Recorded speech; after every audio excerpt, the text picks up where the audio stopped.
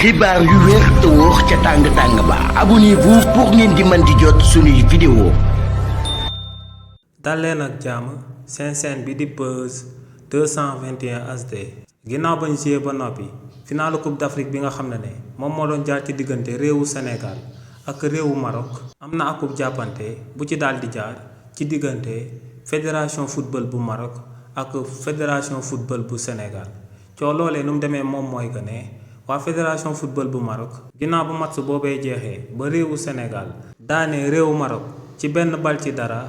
waa fédération football bu Maroc dañoo bindoon akub lettre daal di koy jébbal waa FIFA waaye tamit daal di koy jébbal waa CAF ngir ñu daal di sanctionné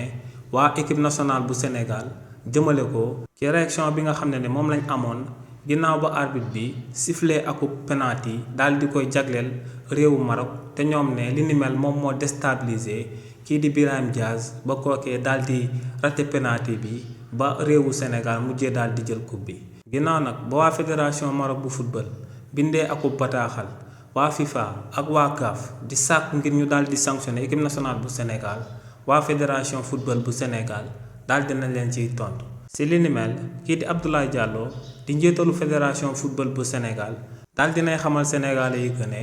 bu kenn daal di am akub tiit wala akub njaaxare daal di koy jëmale ci càkkuteefu fédération bu Maroc jëmale ko ci waa FIFA ak ci waa CAF ndax ne lu leer ba am moom mooy que ne réewu Sénégal ci biir compétition bi waa CAF bëggoon nañ leen a daal di sanctionné jëmale ko ci taxawaay supporter réewu Sénégal yi ndax dañoo waxoon que ne dañ doon lancé ay fumigène te li ni mel dañ koy daal di tere waaye ñoom ne ginnaaw bañ demee ci commission de discipline bu CAF ay argument yu solide lañ yóbbu woon foofu te ne li ni mel moom moo sababoon waa CAF daal di bàyyi sanction yooyee nga xam ne bëggoon nañ koo jël daal di koy teg ci ndoddu supporter yu daal di gunge sunu gaynde yi di leen doon supporter ci biir CAN bi nee nag lu leer ba am moom mooy que ne ci sàkku teef yooyee fédération football bu Maroc di sàkku jëmale ko ci FIFA ak CAF ne ñoom itamit am nañ ci ay argument yu solide yoo xam ne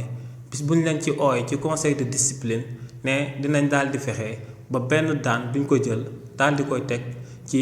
joueurs yi daal di nekk biir équipe nationale waaye tamit benn daan duñ ko jël daal di koy teg ci ndodd kii di Pape Thiaw di entraîneur bu réewu Sénégal. xibaar yu wér te wóor ca tàng ba abonnez-vous pour ngeen di mën di jot suñuy vidéo.